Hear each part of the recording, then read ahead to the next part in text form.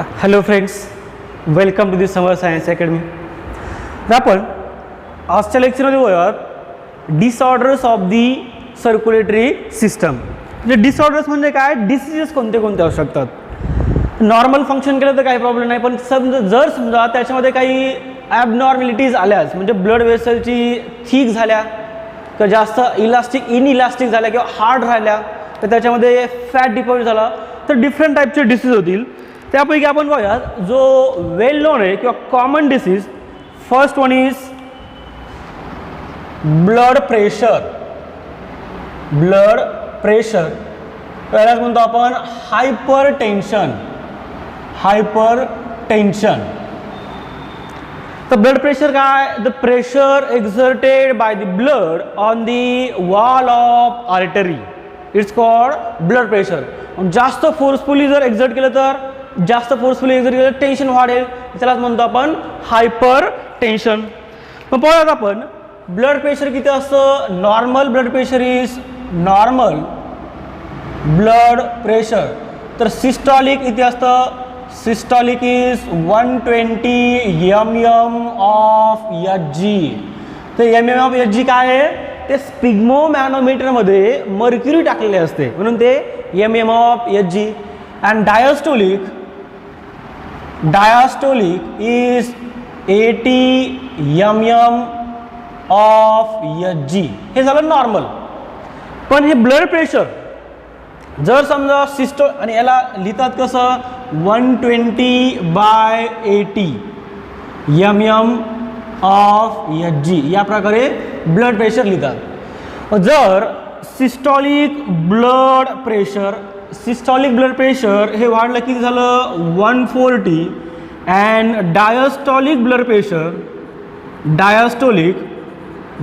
Pressure हे जर 90 और अबो झालं,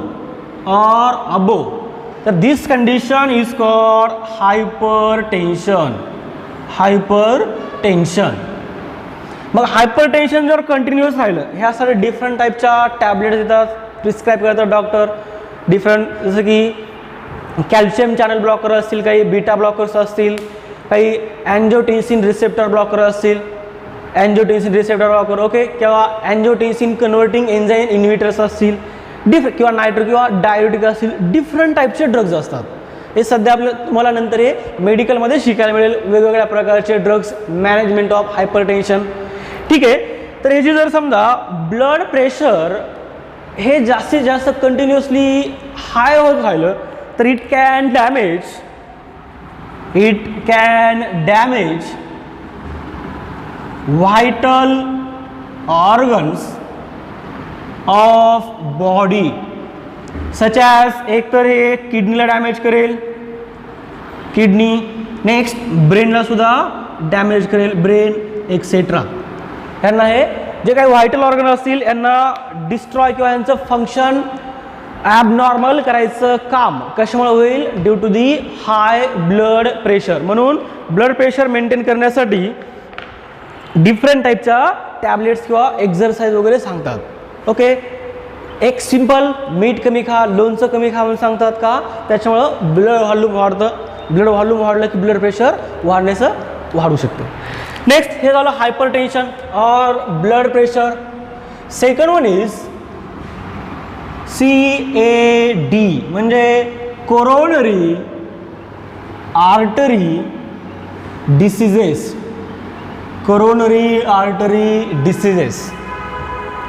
तर कोरोनरी आर्टरी कुठं असते, तर coronary artery, this is the heart.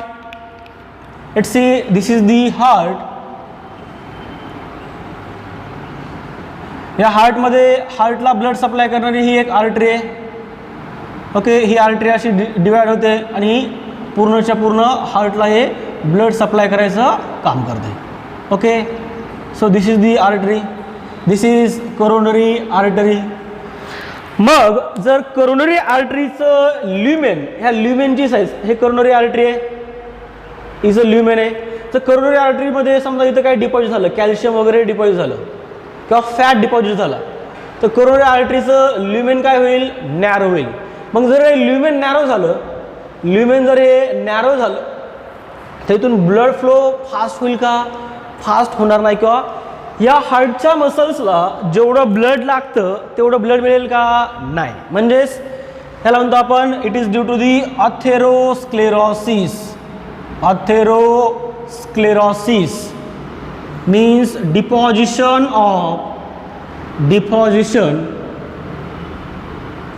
of fat inside the lumen of artery. मग काय होईल त्याच्यामुळं? that leads to lumen get small or narrow. मग lumen small किंवा narrow झालं तर काय होईल? that leads to insufficient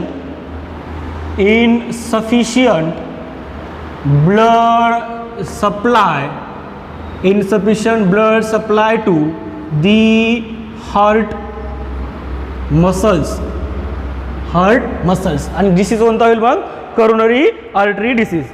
मग हे डिपॉझिशनमध्ये काय? एक तर फॅट असेल, त्याच्यावर काय होईल? एक तर फॅट डिपॉझिट होईल, नेक्स्ट कॅल्शियम डिपॉझिट होईल, कॅल्शियम, फॅट, कॅल्शियम किंवा कोलेस्ट्रॉल. हाय कोलेस्ट्रॉल सुद्धा नाही ठेवत आपण, कॅल्शियम, कोलेस्ट्रॉल और फायबर्स यांचं जर डिपॉझिशन झालं तर काय होईल? अथेरोस्क्लेरोसिस.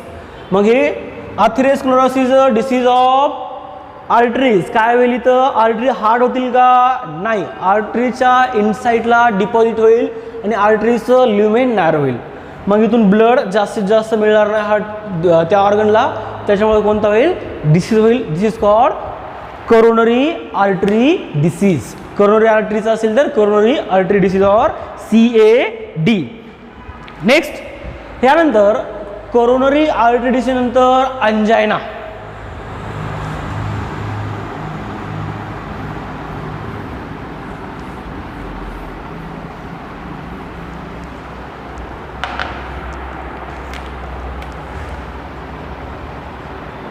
अंजायना पेक्टोरिस,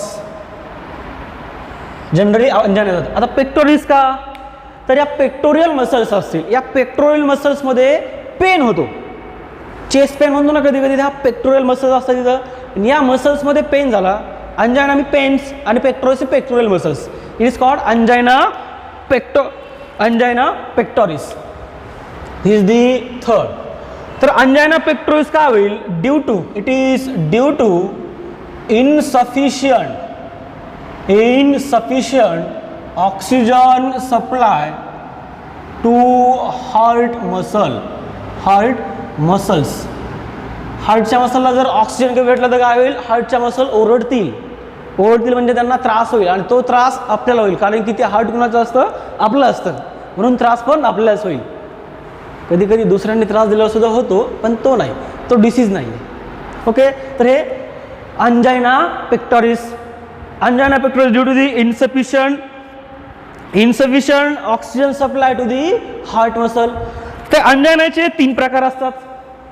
तुमच्या लेवलला नाही, फक्त समजून घ्या. तर अंजायना 3 टाइप्स. एक असतो स्टेबल अंजायना, दुसरा असतो unstable angina, and third one is Prinzmetal angina. तर स्टेबल अंजायना कधी येईल? एक्झरसाइज केल्याच्या नंतर stable angina. Unstable any time. आणि प्रिन्स मेडल अंजायना सुद्धा काय होईल? हा सुद्धा एनी टाइम येईल. का? कारण की याच्यामध्ये ती करोनरी आर्टरी नॅरो होऊन जाते पूर्ण. याची काय म्हणतो आपण याला? कॉन्स्टिक होऊन जाते, अचानक होऊन जाते, तरी पण हे त्याच्यामुळे हे अंजायना होईल. तर अंजायना, इन्फ्रॅक्शन, इस्चेमिया ह्याच्यामध्ये फरक आहे. अंजायनामध्ये heart muscles are not dead.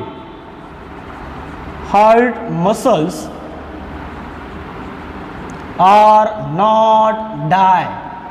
Not died. Only काय होते?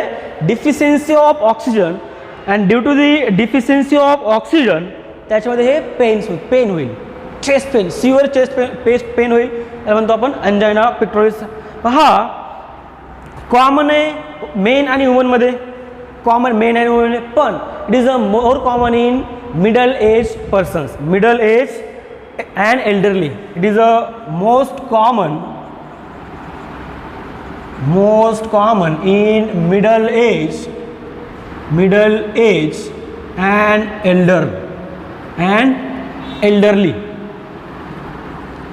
elderly person यांच्यामध्ये हा मोस्ट कॉमन असेल कोण अंजायना पेक्टोरिस. ओके, त्यानंतर next one is heart failure.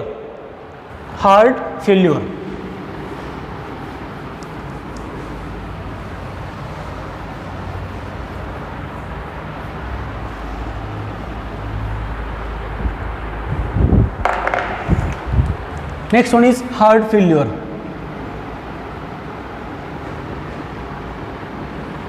तर याच्यामध्ये काय होईल, तेव्हा heart failure, this is the heart.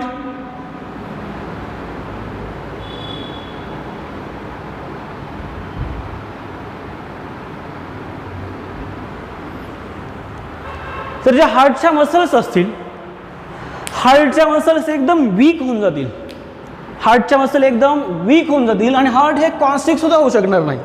Heart properly constrict होणार नाही. मग जर हार्ट प्रॉपरली कॉन्स्ट्रिक्ट नाही झालं, हार्ट किंवा व्हेंट्रिकल प्रॉपरली कॉन्स्ट्रिक्ट नाही झाले, तर इथून ब्लड जाईल का वरती, नाही जाणार. म्हणजेच काय होईल, ब्लडचं रिटेन्शन होईल याच्यामध्ये. म्हणजेच heart is unable to constrict properly. मग त्याच्यामुळे काय होईल, एक तर याचा it is also called congestive cardiac failure. आणि या कंजेस्टिव्ह कार्डियक फेल्युअरमध्ये ब्लड तर कंटिन्युअसली येतं, याच्यामध्ये ब्लड तर कंटिन्युअसली येते, पण ब्लड जात आहे का नाही. मग काय होईल, ह्याची साईज अशी परत वाढत राहील आणि ह्या मसल्स अशा वीक होतील. ह्या कंडिशनला म्हणतो आपण CCF, कंजेस्टिव्ह कार्डियक फेल्युअर. या कंजेस्टिव्ह कार्डियक फेल्युअरचे टिपिकल साईन आहे, याला म्हणतो आपण पल्मोनरी इडिमा.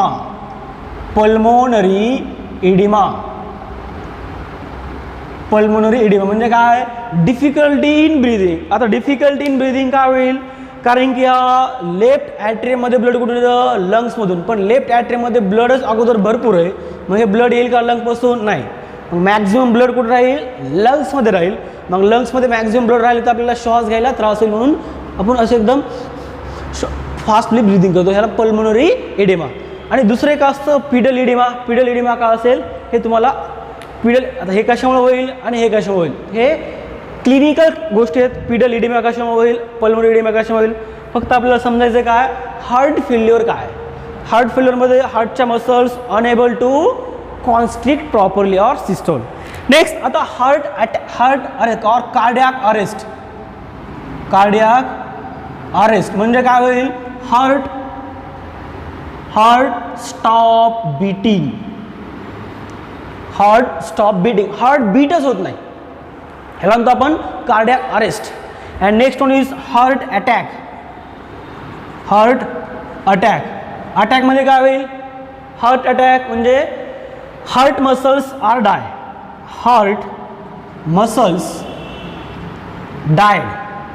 थोडंसं डायड होईल का, जर समजा इकडची एखादी आर्टरी, त्या आर्टरीला जर आर्टरीमधून ब्लड गेलं नाही, तिथे समजा एखादा क्लॉट अडकला, तिथे काय मसल्सला काय होईल, त्या मसल्सला हा ऑक्सिजन आणि न्यूट्रियन्स मिळणार नाही, मग त्या मसल्स काय होतील, डेड होतील. It is called heart muscles damage होतील. इथं heart muscle died or damage, यानंतर आपण हार्ट अटॅक. मग याच्यासाठी थ्रोम्बोलायटिक देतात, स्ट्रेप्टोकायनेस, इलॅक्झिम वगैरे डिफरंट टाईपच्या, अल्टिप्लेस, रेटिप्लेस, डिफरंट टाईपचे ड्रग देतो आपण हार्ट अटॅकमध्ये.